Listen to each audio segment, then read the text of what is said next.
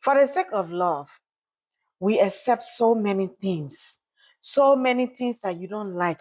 But because you love somebody, so sometimes we accept so many things.